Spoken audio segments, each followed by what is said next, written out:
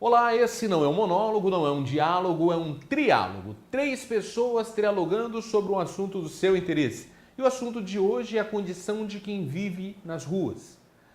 Você já parou para pensar em quem é a pessoa, que história de vida está por trás da pessoa que mora, de repente, na sua rua? Já parou para pensar sobre isso? Não? Então não saia daí, porque o triálogo está começando agora.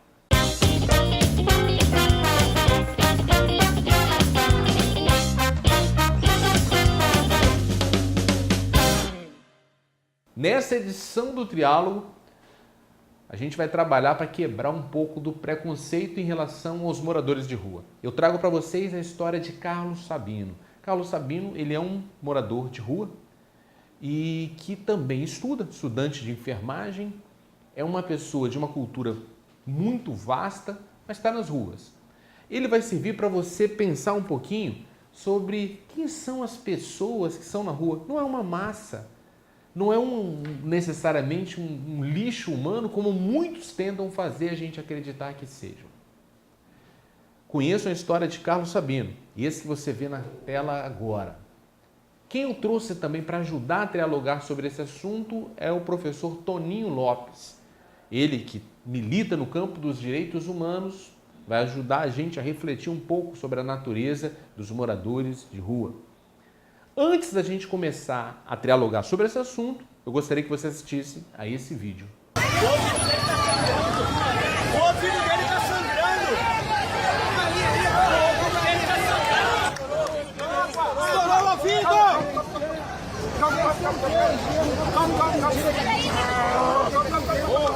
Calma, Chama o SAMU ali, pô.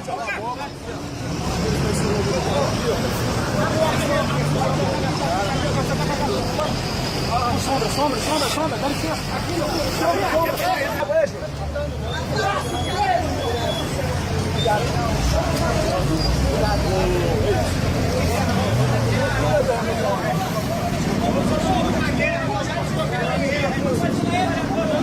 Aí, televisão, vê se vocês foram, filma aí, mostra aí.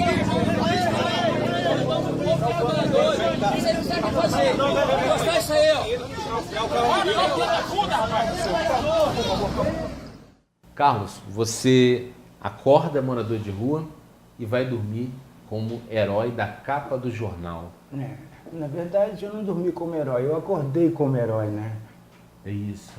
E como que foi isso na tua cabeça, cara? Não subiu muito não, porque a questão da solidariedade para mim é automático.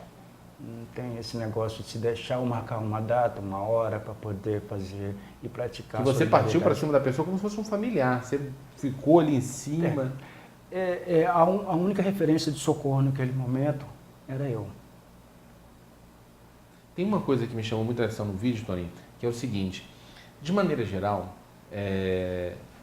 ele, pelas dificuldades financeiras, pelo fato de estar na rua, acaba tendo menos roupa, Ele naquela hora tirou a camisa dele e doou talvez uma peça que poderia fazer extremamente falta no conjunto das peças que ele teria. Ele não pensou 2 vezes, foi e fez. Então quem tem menos para oferecer, muitas vezes acaba oferecendo bem mais. O Carlos é um grande exemplo, porque é isso mesmo, né? Que a gente busca a doação, o olhar, o cuidado do outro. E eu acho que quem está desvalido de quase tudo, né? Nós temos uma cama, um endereço, o Carlos não. Então quem está nessa situação, eu acho que sente mesmo aquilo que nos coloca nesse mundo, que é a humanidade, o cuidado, o zelo. Então, assim, é exemplar. Muitas vezes uma pessoa que tem toda a capacidade não se disporia dessa forma. Exato. Ô Carlos, para quem está nos assistindo agora, você tem quantos anos? Eu tenho 44 anos. 44 anos. Você tem filhos? Não tenho filhos. Não tem filhos. Você nasceu onde? Eu nasci em Aribiri, Vila Velha, no hospital evangélico lá. E eu sou Canela Verde, né? Adoro minha terra. Então, você nasceu em Aribiri, tem 44 anos. Isso. Em que momento você foi para a rua? Isso aconteceu há mais de 10 anos atrás. Eu morava aqui na região de Maruípe, né? Na avenida, na Arlete Boaz, próximo à porta do cemitério ali. Minha família era pequena, eu era filho único, né? E minha mãe e eu, a gente sempre mantinha uma relação bem estreita ali. E minha mãe consumia muito álcool, meu pai também. E foi uma experiência muito ruim a perda da minha mãe. Foi tão ruim que a imunidade do meu corpo baixou e eu acabei manifestando em mim o bacilo de Hans, né, hanseníase. E aí foi outro problema, né? Foi outro problema porque a minha mãe já tinha morrido, meu pai já era idoso e estava naquela fase de continuar o consumo de álcool. A experiência com a minha mãe foi sempre muito tumultuada, porque às vezes quando o filho, ou muitas das vezes o filho se mete na vida do familiar para poder deixar a questão da droga, do álcool, e não consegue, gera muito conflito interno ali entre a família. E a gente tinha uma relação boa, mas com conflitos familiares muito intensos. É esse momento que você foi para a rua? Não, nesse momento não, porque aí depois meu pai, tivemos que fazer um tratamento, uma visita de rotina ao médico, né? E nessa visita de rotina, a gente descobriu, meu pai e eu, né, que ele estava com câncer e que deveria ser operado. Mas acontece que eu já tinha iniciado o tratamento para combater a hanseníase, né? Na unidade de saúde de Maruípe. E a médica, a doutora Rita, ela era muito amiga. E lá em casa, na minha casa, né, depois que foi constatado o problema do câncer, que o médico disse para a gente que ele deveria ser operado para poder ver se o câncer regredia, eu fiquei bastante animado, pensando que poderia acontecer realmente uma melhora ali do quadro clínico dele. Mas ele continuou com o consumo de álcool até uma semana antes da operação ser concretizada. No dia, eu acompanhei ele até o Hospital das Clínicas, né, e lá ele estava no procedimento do pré-cirúrgico, né, e no outro dia eu iria buscá-lo para poder voltar para casa. Acontece que esse dia que ele levantasse da cama operado e sem nenhum tipo de problema, nunca aconteceu. Quando eu voltei no outro dia, ele já não levantava mais da cama. E foi uma experiência muito ruim, porque eu lembro que eu falei assim, pai, olha, levanta da cama. E eu tentei tirar ele da cama, e ele não ficava mais em pé. O médico me deu o maior esculacho naquele momento, porque eu pensei que meu pai ia voltar, né? E não voltou mais a andar. E daquele momento em diante eu perdi tudo, perdi emprego, saúde, perdi posição social, que hoje as pessoas... Eu já fui até bem graduado, porque de mendigo eu passei a ser sem teto, né, como jornal de advogado. Mas foi uma experiência muito ruim, e naquele momento mais eu não consegui manter uma estabilidade social como eu tinha, entende? E naquele momento some todo mundo, né? As pessoas mais próximas, amigos, somem. E para você ter uma ideia, a coisa foi tão esquisita que para poder levar o meu pai até a cova, eu precisei da ajuda do próprio coveiro. Só estava eu e o coveiro. Ele segurou lá em cima, ele arrumou outra pessoa que segurou na cabeceira. Eu saí conduzindo o caixão nos pés para poder chegar à cova. Entende? Esses são os amigos que a gente acha que tem, né? Amigo de copo, amigo de droga, amigo de rock. Esses são os amigos que os jovens aí buscam hoje em dia, entende? E não sabe que o final é isso aí. Na hora de conduzir o próprio caixão do amigo para a cova, não aparecem esses amigos lá que estavam te influenciando uma droga, o álcool, estava te influenciando as más companhias, ideias, que dizer, aquela loucura lá, né, que os jovens aí aprontam e acham que está fazendo certo. Então um problema de saúde do teu pai, da tua mãe e o seu também, acabaram desestabilizando emocionalmente a própria saúde e te colocaram nessa condição de rua. E uma coisa que eu quero chamar a atenção de você que está nos assistindo, que para mim chamou muito a atenção no que tange a vida do Carlos, é que apesar dele estar morando na rua hoje em dia, é um cara que não desistiu de estudar.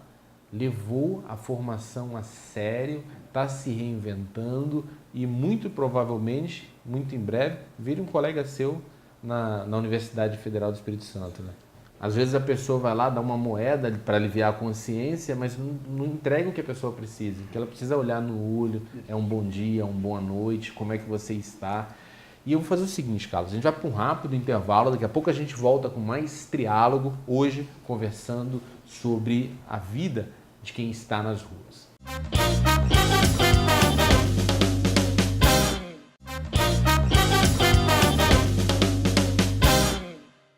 Estamos de volta com o Triálogo, que nessa edição está dialogando sobre a vida de quem mora nas ruas. Toninho, a história do Carlos é uma história rica e que revela uma das facetas que os militantes dos direitos humanos atuam, que é uma comunidade que acaba se tornando invisível ou que a nossa sociedade tenta tornar invisível. Você, como uma pessoa que acompanha esses movimentos, onde você imagina que está a maior dor de quem está nas ruas? Eu acho que é a própria invisibilização mesmo, né? E essa política higienista, porque o que a gente tem observado, eu acho que o Carlos pode falar isso com mais propriedade, é exatamente o expurgo, né? Especialmente nos bairros mais nobres, ninguém aceita, ninguém quer essa mácula que são as pessoas moradoras de rua, porque ali vira pedinte e associa-se muitas vezes com a questão do consumo e do tráfico de drogas. Então, mas o cerne da questão, o porquê que essas pessoas estão nessa situação, ou as condições para que essas pessoas saiam dessa condição, não são verdadeiramente tratadas. Então, acho que a maior dor é essa mesmo, de se tornar algo invisível, até naturalizado, que muitas vezes faz parte da paisagem. Faz parte da paisagem e as pessoas ignoram. Qual é a maior dor? Ixi, a maior dor, eu acredito que até hoje ainda, eu ainda não consegui ainda vencer a questão do luto, entende? Esse negócio do luto ainda, da morte da minha mãe, do meu pai, está bem presente. Do morador de rua, o que você acha? A pessoa que mora na rua, qual a maior dor que a pessoa tem no cotidiano de estar na rua? Eu acho que é até mesmo uma questão da invisibilidade, entende?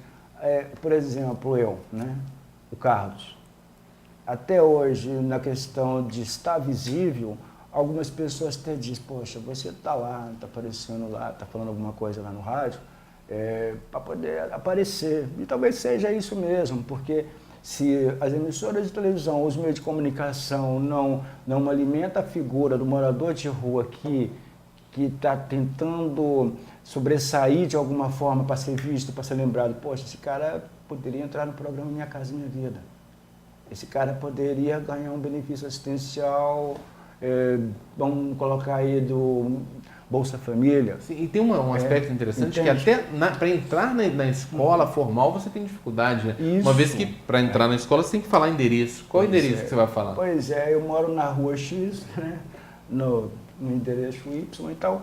Conclusão, essa questão de ter um comprovante de residência é outra coisa, porque se eu vou no serviço social e frequento lá os centros que apoiam o morador de rua para entrar às 8 horas da manhã, para poder tomar um banho, escovar os dentes, fazer a higiene e ficar lá até 3, 4 horas, até 5 horas da tarde ali, vou lá para fora, vou ficar debaixo da ponte, vou ficar nas praças cheio da ociosidade, propício a tá sendo alimentado com droga, com álcool, propício a essas coisas todas.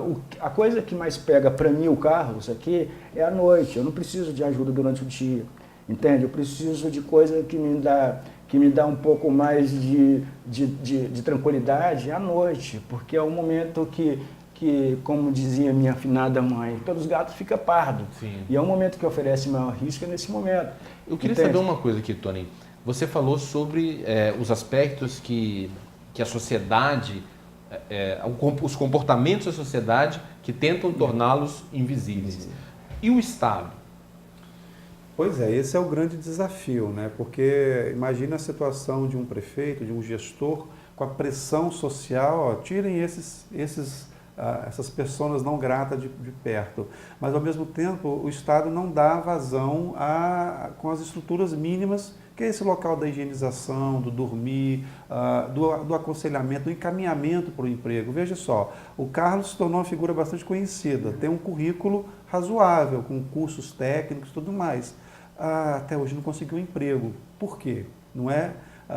Qual é a dificuldade de uma pessoa que sabe se comunicar, que sabe o seu lugar na sociedade, não conseguir um emprego? Porque eu carrego o estigma de quem veio das ruas, de quem teve próximo até envolvimento com a situação do consumo de álcool e outras drogas. Então, esse estigma perdura. Então, o Estado, acho que tem uma responsabilidade muito grande em buscar a mediação entre os diversos setores da sociedade. Aí por isso que a pauta dos direitos humanos, um município que tem uma secretaria, que tem um olhar para os direitos humanos, eu acho que ele vai conseguir fazer isso com mais facilidade. Não é só uma questão não é só uma questão assistencialista, tem de humanidade também. Eu queria saber uma coisa, você tem uma religião, uma religiosidade, qual é essa? Graças a Deus, inclusive vou até aproveitar, né? Foi através da religião, foi através da minha igreja, né? Que eu fui evangelizado há uns 3, 4 anos atrás.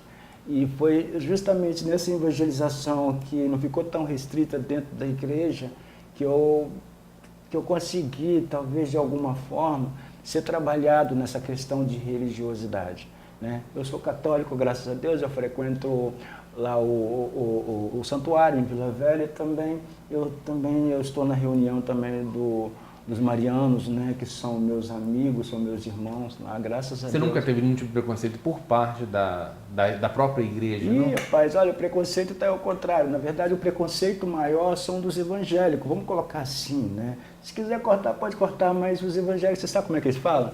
Os evangélicos querem me evangelizar, mas ele chega assim, qual é a sua religião?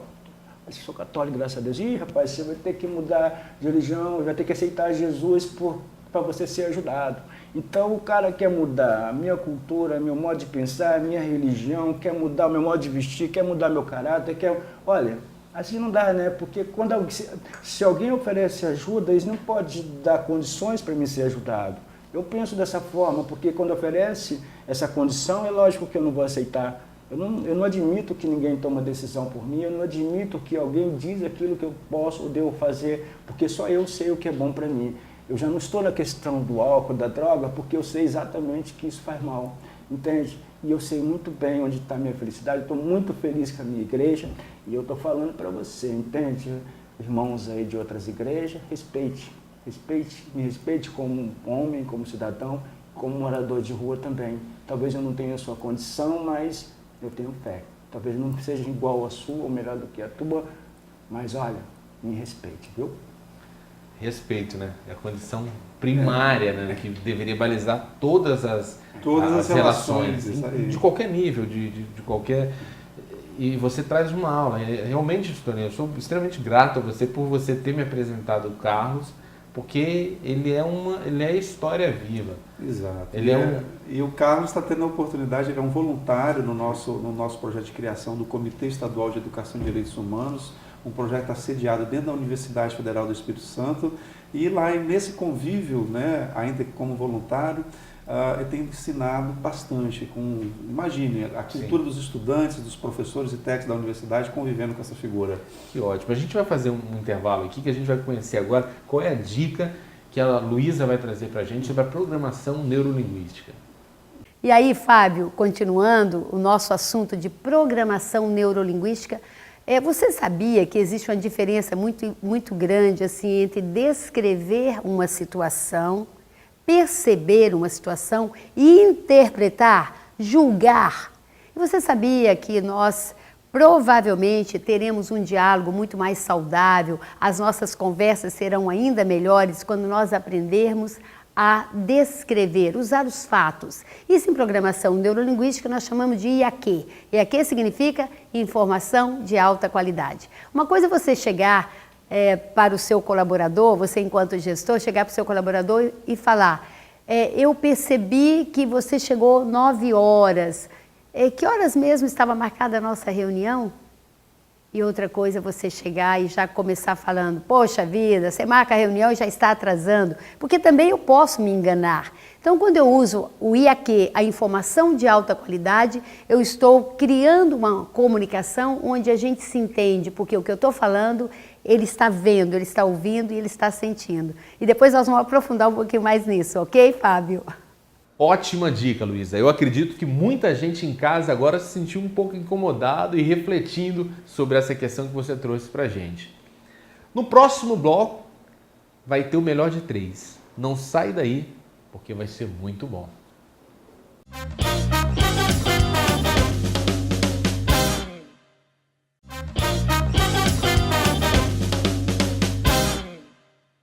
Estamos de volta com o Triálogo, que nessa edição trialogou sobre a condição de quem mora nas ruas. A gente tem o Carlos, contou uma história emocionante pra gente, o Toninho Lopes veio aqui ajudar a gente a refletir sobre essa questão, e agora a gente vai pro quadro Melhor de Três, e ele começa agora, logo depois dessa vinheta.